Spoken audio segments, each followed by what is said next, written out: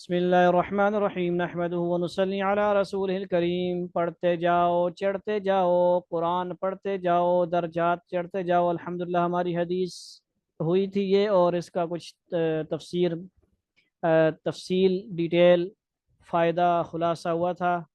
ایک دفعہ پھر اس کو حدیث کو پڑھتے ہیں، اور جو بقیہ اس کا فائدہ رہتا ہے انشاءاللہ اس کو پڑھتے ہیں اور عبرت حاصل کرتے ہیں، نصیحت حاصل کرتے ہیں۔ عن عبداللہ بسم اللہ الرحمن الرحیم اللہم صلی علی محمد النبی الامی وعلی آلہ وسلم تسلیما۔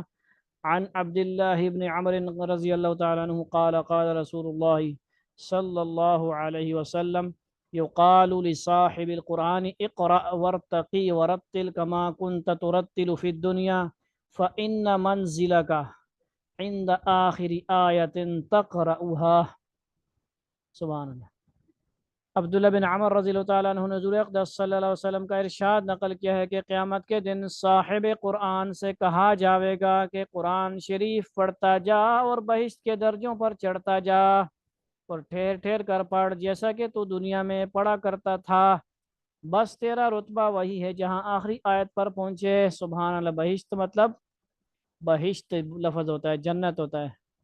تو ہماری حدیث کا خلاصہ جو ہے کچھ ہوا تھا الحمدللہ، اور کچھ ہم یہاں سے پڑھتے ہیں۔ شراح اور مشائخ کے نزدیک حدیث بالا کا مطلب یہ ہے۔ شراح مطلب کیا ہوتا ہے؟ یعنی حدیث کا مطلب جو بیان کرتے ہیں، خلاصہ تفسیر بیان کرنے والے شراح، اور مشائخ کے نزدیک حدیث بالا۔ حدیث بالا کا مطلب ہے اوپر کی حدیث جو ہم نے پڑھی ہے اس کا مطلب یہ ہے کہ قرآن پاک کی ایک ایک آیت پڑھتا جا اور ایک ایک درجہ اوپر چڑھتا جا، اس لیے کہ روایات سے معلوم ہوتا ہے کہ جنت کے درجات کلام اللہ شریف کی آیات کے برابر ہیں۔ ٹھیک ہے جی۔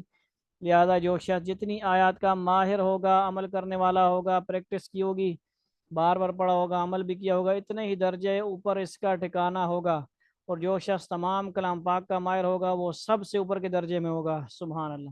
مولا علی قاری رحمۃ اللہ نے لکھا ہے کہ حدیث میں وارد ہے کہ قرآن پڑھنے والے سے اوپر کوئی درجہ نہیں، پس قراء یعنی قاری حضرات ہوتے ہیں، قراء قاری کی جمع آیات کی بقدر ترقی کریں گے۔ اور علامہ دانی رحمۃ اللہ علیہ نے اہل فن کا اس پر اتفاق نقل کیا ہے کہ قرآن شریف کی آیات 6000 ہیں، لیکن اس کے بعد کی مقدار یعنی 6000 سے اوپر کتنی ہیں تو یعنی تعداد میں اختلاف ہے، اور اتنے اقوال نقل کیے ہیں۔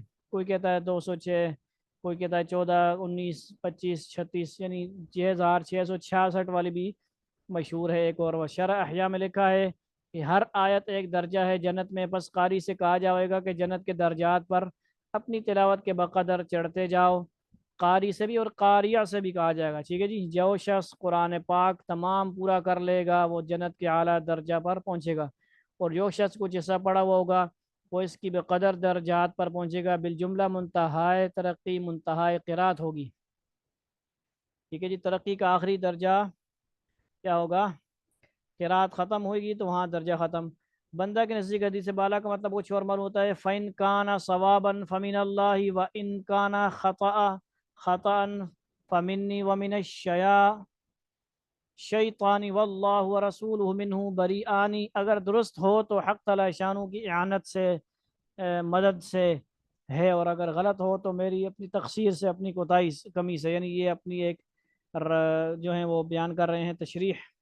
حاصل مطلب کا یہ ہے کہ حدیث بالا سے درجات کی وہ ترقی مراد نہیں جو آیات کے لحاظ سے فی آیت ایک درجہ ہے، اس لیے کہ اس ترقی میں ترتیل سے پڑھنے نہ پڑھنے کو بظاہر کوئی تعلق نہیں معلوم ہوتا۔ یعنی ترتیل کیا ہے جی؟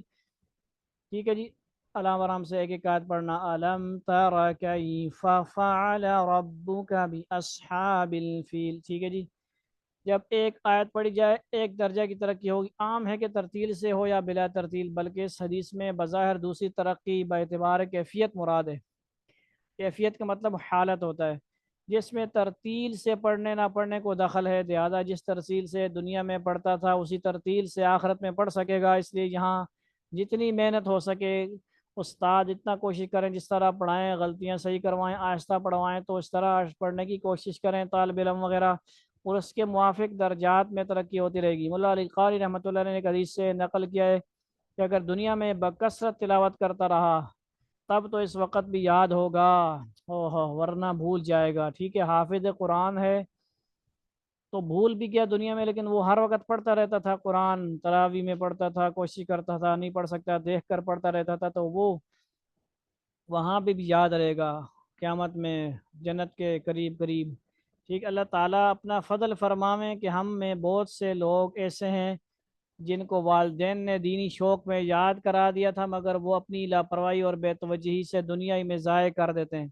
اور اس کے بالمقابل بعض احادیث میں وارد ہوا ہے کہ جو شخص قرآن پاک یاد کرتا ہو اور اس میں محنت و مشقت برداشت کرتا ہو، بار بار استاد روکتے ہوں ٹوکتے ہوں، سنتا ہو، سمجھتا ہو، برداشت کرتا ہو، ٹھیک ہے جی، برداشت کرتا ہوا مر جائے، وہ حفاظ کی جماعت میں شمار ہوگا، حق تعالی شانہ کی جہاں عطا میں کمی نہیں کوئی لینے والا ہو۔ اس کے الطاف تو ہیں عام شہیدی سب پر، تو جس سے کیا ضد تھی اگر تو کسی قابل ہوتا یا ہوتی۔